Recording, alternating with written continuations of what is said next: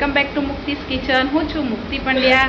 આજે આપણે બનાવીશું ઉનાળામાં ભયંકર ગરમીમાં આપણે બહારથી આવતા હોઈએ છીએ કે પછી જમવા બેસતા હોઈએ છીએ તો ત્યારે આપણે ઠંડી ઠંડી એવી છાશ આપણે પીતા જ હોઈએ છીએ.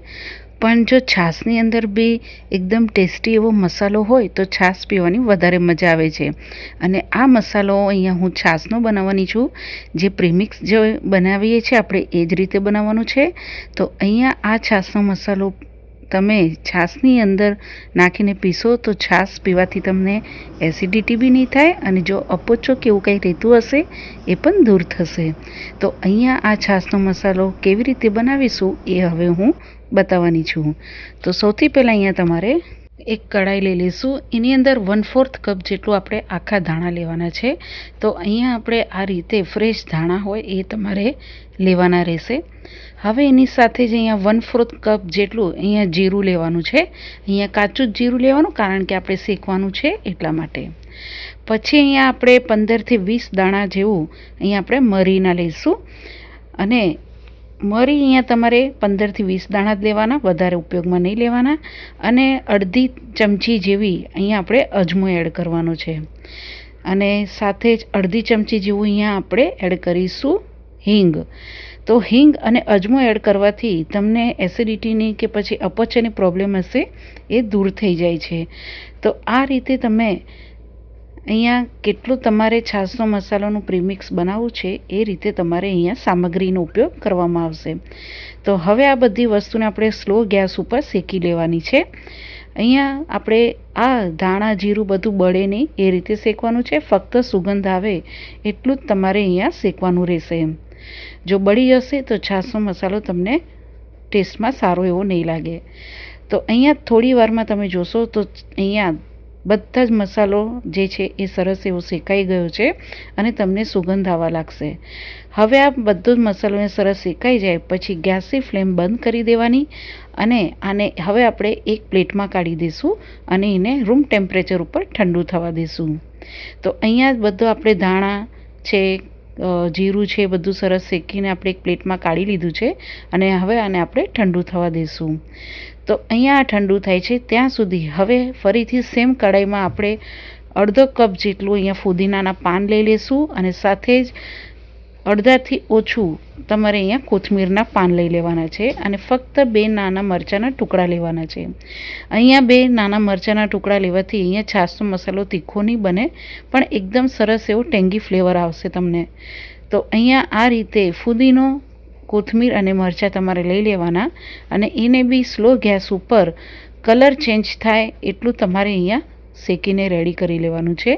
આ રીતે કોથમીર અને ફુદીનો તમે શેકીને લેશો તો એ સરસ એવું અંદર જે મોઇશ્ચર હશે એ નીકળી જશે અને ક્રિસ્પી બની જશે.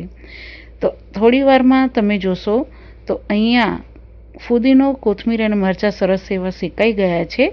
તમારા ઘરમાં જો તડકો આવતો હોય તો તમે આને 3 દિવસ તડકામાં બી રાખીને બી ઉપયોગમાં લઈ શકો છો. હવે અહીંયા આને બી આપણે રૂમ ટેમ્પરેચર ઉપર ઠંડુ થવા દઈશું. અહીંયા ઠંડુ થાય છે ત્યાં સુધી ધાણાને આપણે હવે પીસીને રેડી કરી લઈએ. તો અહીંયા એક મિક્સર જારનું નાનું એવું બાઉલ લઈ લેવાનું. એની અંદર બધો જ ડ્રાય મસાલો તમારે એડ કરી દેવાના અને હવે આને આપણે એકદમ જ પાવડર ફોર્મમાં તમારે પીસીને રેડી કરવાનું છે.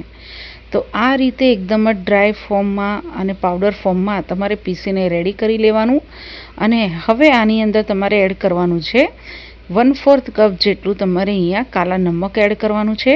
જે સંચળ પાવડર આવે છે એ તમારે અહીંયા એડ કરવાનું.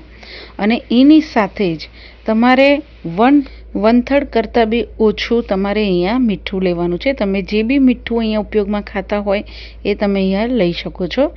હવે અહીંયા આપણે છાશને વધારે જ ટેસ્ટમાં લાવવા માટે એકદમ જ ખટમીઠ એવો ટેસ્ટ આપવા માટે તમારે અહીંયા ફક્ત અડધી ચમચી જેટલું જ તમારે અહીંયા આમચૂર પાવડર એડ કરવાનું છે. ધ્યાન રહે કે ફક્ત 1 થી અડધી ચમચી જેટલું જ એડ કરવાનું અને હવે આને આપણે ગ્રાઇન્ડ કરી લેવાનું. તો આ રીતે આપણે બધું જ પીસીને આપણે એક બાઉલમાં કાઢી લેશું. તમે જોઈ શકો છો કે બધું સરસ એવું મિક્સ થઈ ગયું છે. હવે આને આપણે સાઈડ પર મૂકી દઈશું અને જે આપણે ફુદીનો અને કોથમીરને આપણે ઠંડુ કરવા મૂક્યું હતું એ આ રીતે ઠંડુ થઈને હવે એકદમ ક્રિસ્પી બની ગયું છે. તો હવે આપણે આને બી મિક્સરની જારમાં લઈને ગ્રાઇન્ડ કરી દેવાનું અને આ રીતે એકદમ જ પાવડર ફોર્મમાં પીસીને રેડી કરી લેવાનું છે. જો તમારે અહીંયા બહુ દાંડીને એવું કચરો રહી ગયો હોય તો તમે અહીંયા આ પાવડરને ચારીને બી ઉપયોગમાં લઈ શકો છો. તો હવે આપણે આ ફુદીનો અને કોથમીરને આપણે પીસીને રાખ્યું છે એ બધું જ પહેલાં જે આપણે મસાલો પીસીને રાખ્યો છે એની સાથે તમારે મિક્સ કરી લેવાનું. તો અહીંયા આ રીતે હવે બધું જ સરખી રીતે મિક્સ કરી લેવાનું. તમારે આ બધું જો એકસાથે મિક્સરની જારમાં પીસવું હોય તો પણ તમે પાછળથી પીસીને રેડી કરી શકો છો, જેથી એ સરસ રીતે મિક્સ થઈ જાય. તો અહીંયા આ રીતે છાશનો મસાલો પ્રીમિક્સ બનીને રેડી છે. તમે આ રીતે જરૂરથી બનાવીને ટ્રાય કરજો. તો હવે અહીંયા આપણો આ મસાલો રેડી થઈ ગયો છે. તો હવે આપણે આને કોઈ બી એરટાઇટ ડબ્બામાં ભરીને આપણે રેડી કરી લેવાનું. અહીંયા આ છાશનો મસાલો મારે ચારવાનો ઉપયોગમાં નથી થયો. જો તમને એવું લાગે કે આને ચારીનો ઉપયોગમાં લેવો છે તો તમે ચારીને બી આમાં ભરી શકો છો.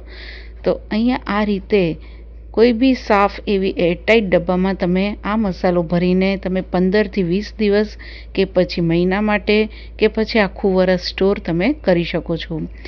તો આ રીતે તમે ઠંડી છાશમાં ફક્ત 1 ચમચી નાખીને તમે જો આ છાશનો મસાલો ઉપયોગમાં લેશો તો એકદમ સરસ એવો સ્વાદ આવશે, ટેસ્ટ આવશે અને એસિડિટી બી નહીં થાય. જેને અપચો થતો હશે એ પણ નહીં થાય.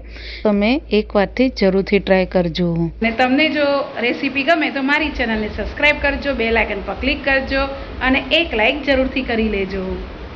Thank you for watching.